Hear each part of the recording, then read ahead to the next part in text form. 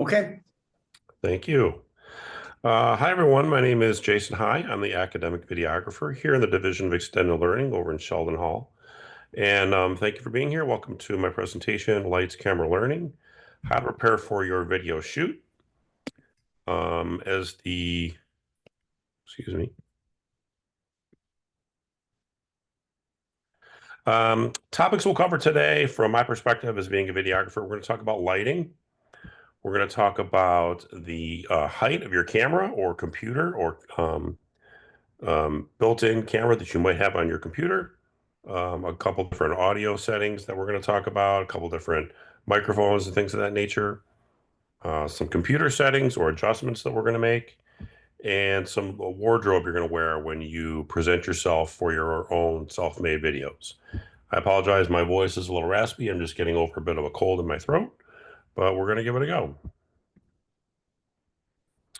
So lighting tip number one, avoid windows behind you. What this does is it backlights you and doesn't give you that nice um, quality key light that is sought after when you're producing your self-made videos. I'm right near a window right here, so I'm using the indirect light of the sun to light me this morning. As you can see, I'm fairly lit well. I got some nice shadows on my shirt. It gives me a nice depth of field. So what I would suggest you do instead of having the window behind you is just spin your chair around 180 degrees.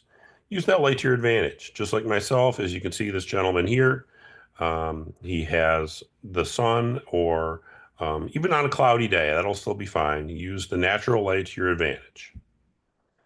And we're only 20-minute presentation, so I'm going to fly through these slides a little bit quicker than normal. Lighting tip number three. Never use your computer monitor as your light source. So what that does is the color temperature of the monitor right here is 5600 Kelvin, which is exactly what it is outside. However, it's clashing with the basement that this person is in right now. Any fluorescent lights that is around this gentleman is 3200. So the fact that those color temperatures are different by a little over 2000. They're clashing with each other, and it's giving this person kind of a bluish tinge to their skin, excuse me. And it's making them look like Violet Beauregard from Charlie and the Chocolate Factory. But instead of using your computer as a key light with your monitor light, use a ring light. They're becoming more popular during the pandemic. Prices are all over the place. They range from $20 to $150, maybe a little bit more. Uh, in extended learning, we use a lot of our products that we buy through B&H. There's a huge selection on Amazon as well. Those would be the best options for you. Ring lights are in high demand. Since the beginning of this decade, they held the 39% of the market. The demand for ring lights has topped 6.9 billion worldwide in 2021. Sales in India grew by almost 50%. So people were home. They still wanted to get their content out there. They could maybe leave their apartment or their home. They're purchasing them to give themselves good quality lighting source to produce the content that they needed to produce. In Japan and the East Asian market, shares of 54.5%. Germany holds over 22% of the European market. They're very popular in Germany.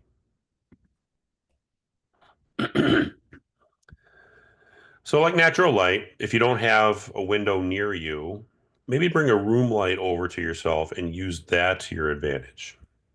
Okay, this person looks like they're in a hotel room or maybe a bedroom. They brought a lamp from a table, brought it over and put it right near the camera. So they're using as the lamp as their key light source. Without it, the person would probably have a bluish tinge, and there really wouldn't be a nice bright light lighting them for their video or for their Zoom session or their presentation or whatever they're doing here on their computer.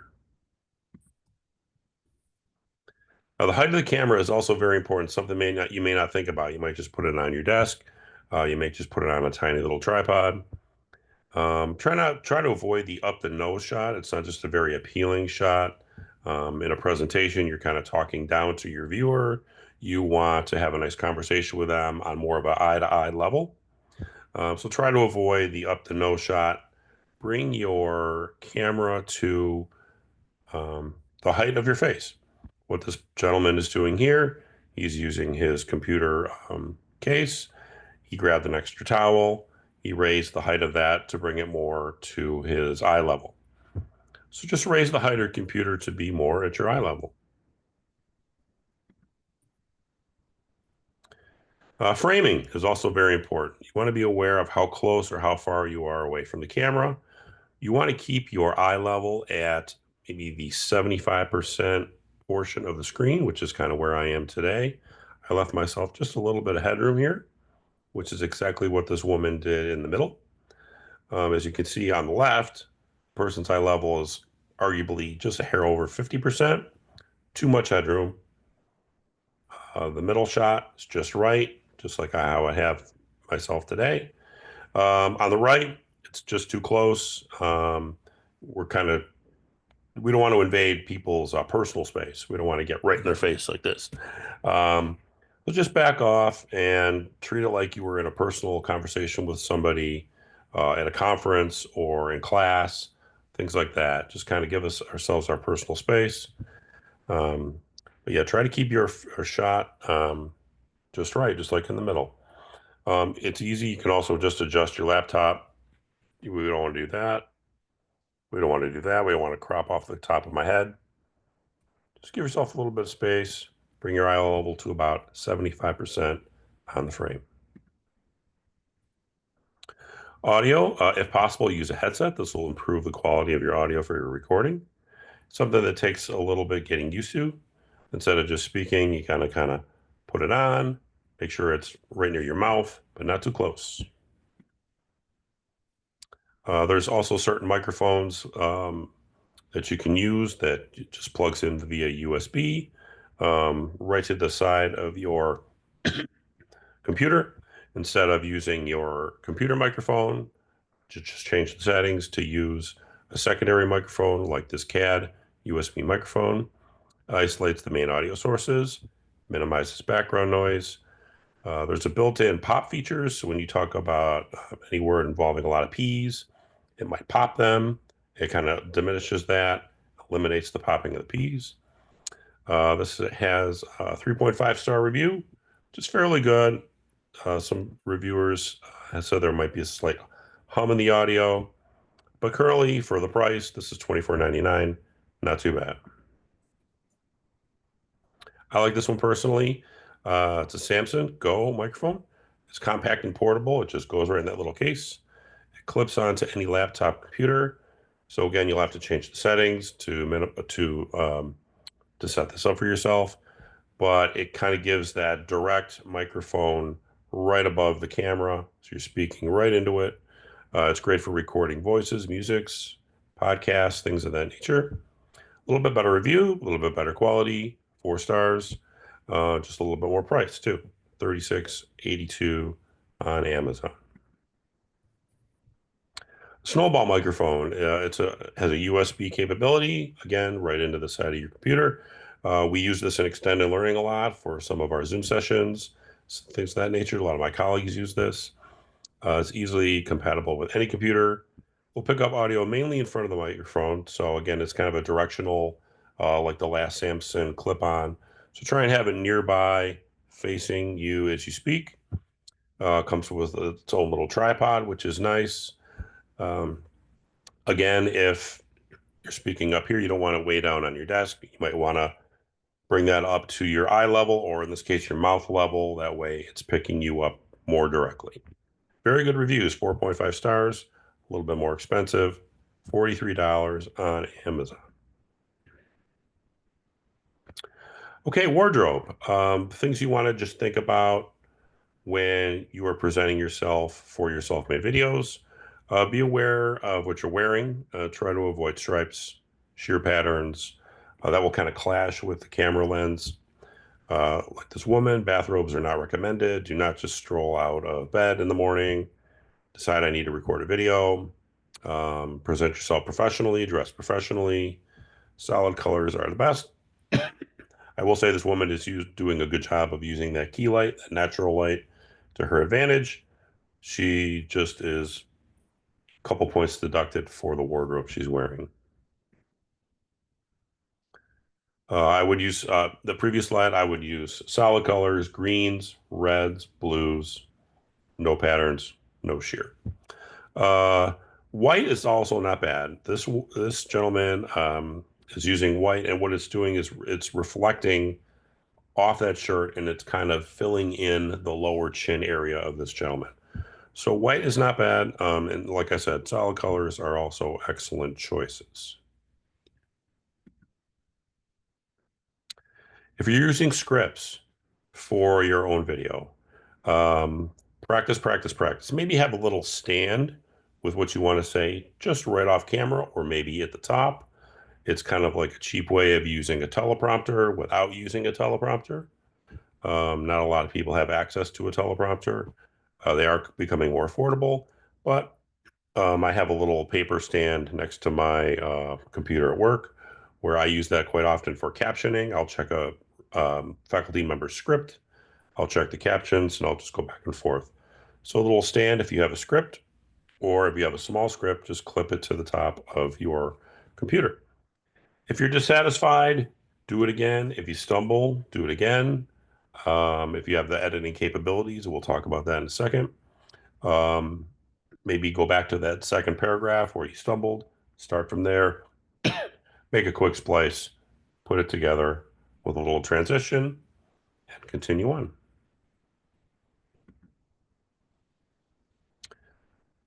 Here's what I just talked about. If editing your own video, recommendations for editing, iMovie, Movie Maker, Panopto. We use that a lot in extended learning. I use it for primarily for captioning, but some of my colleagues and faculty, it's an easy just cut and put together and paste together. Take out what you don't want, take out those flubs. And Adobe Premiere Pro, that's what I use personally. That's what I edit all my videos on for faculty. Avoid jump cuts if possible. So what that does, I just talked about that. Put a nice little transition, maybe an easy wipe where that flub was, maybe a dissolve, or if you have maybe a slide you want to put over that. That way, it just kind of takes away where the two pieces of video of yourself come together, where you're speaking like this, and then all of a sudden you're speaking like this. Just very jarring to the eye, to the viewer. So just something to kind of soften that up a little bit will just really help enhance the quality of the video you're producing. One additional new tool we have in extended learning is the Lightboard. It currently resides in Lanigan Hall. It was assembled a few years ago in 2019, and it's available for any instructor to use. Word is getting out about this. Over the past year or two, there has been some increased interest. And what it does is it gives faculty a visual way of presenting more of a longer form lecture on a certain topic, a very specific topic, a visual topic that maybe they want to present, or maybe that their students just aren't understanding very well. So as you can see here, these professors are teaching certain different aspects of their content. It allows the teaching to become more visual and effective. It gives the instructors a chance to create more human videos online that are closer to the face-to-face classroom experience. So this might be great if you're just teaching strictly online, and you don't have a chance to meet face-to-face with your faculty and you want to teach them a lesson about um, really anything. This person on the left is setting up just how the Lightboard works. So this video is from Dr. Sarah Bonzo in the School of Business here on campus. She has produced quite a few videos using the Lightboard. So I'm going to play that for you right now.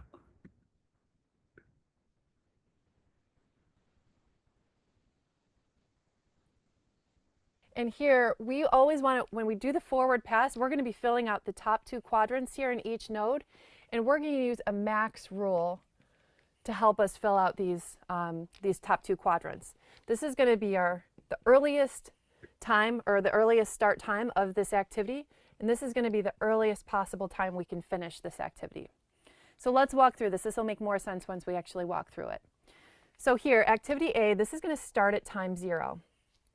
So it starts at time 0, and then we know it's going to take about 4 months to complete this activity, so we just do 0 plus 4, and we put a 4 in here.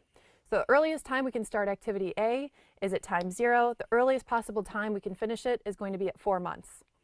So now we know again that B and C cannot start until A is complete, so we're going to bring that 4 months right over here. Because we know that B can't start until A is complete, so the earliest possible time we could start activity B is going to be 4 months. We add the duration for this activity, which is 3 months, and that's going to give us a 7 here, which is the earliest possible time we could finish activity B. And we're going to pull this 4 over here to activity C as well, plus 6. The earliest time we could finish activity C is going to be at 10 months. So as you can see there, it's just a nice visual way, especially maybe a person who's not grasping the topic. That would be great for me. I had problems in math and stuff like that growing up as a child. So for me, that would be a wonderful way of explaining and really breaking down the lesson. This, like I said, this resides in Lanigan Hall. However, everything in Lanigan Hall is going to be moving over to Hewitt. It's a very key thing I want to talk about and bring up.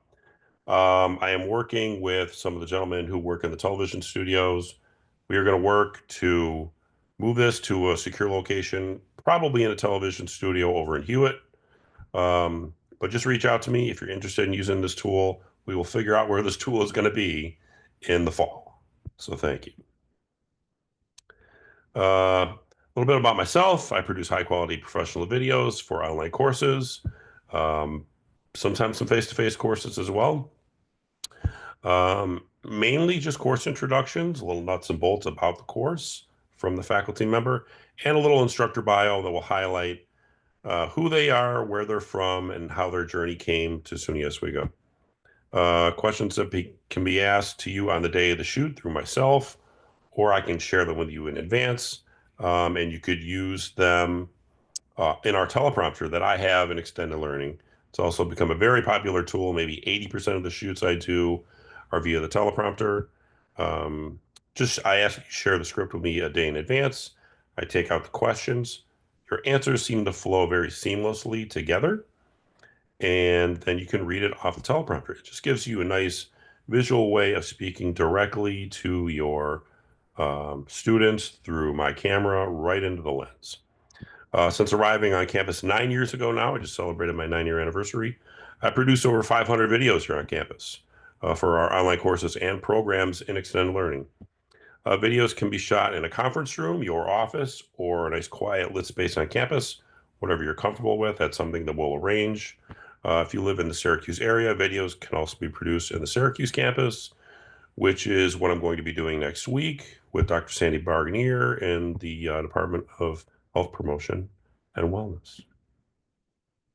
If you're interested in working with me, there's a QR code, there's a work request form, a couple simple questions. So there's that. Just trying to hurry up here because I know we're crunched on time. And any questions? I know we only have about a minute left, but I tried to speed through things and get all the information out to you. So it's just John and Jessica. So I believe that is it. There is the QR code presentation for the slides. So again, everybody, thank you for having me. It was a pleasure, and everybody have a great day. Thank you. Thank you, Jason. We've stopped the recording. Perfect. Take care, guys. Thanks so much. Oh, you Thank didn't you. stop it, John. You hit click. Oh, it didn't stop it. I will stop. That's okay. Thanks, guys. Bye-bye.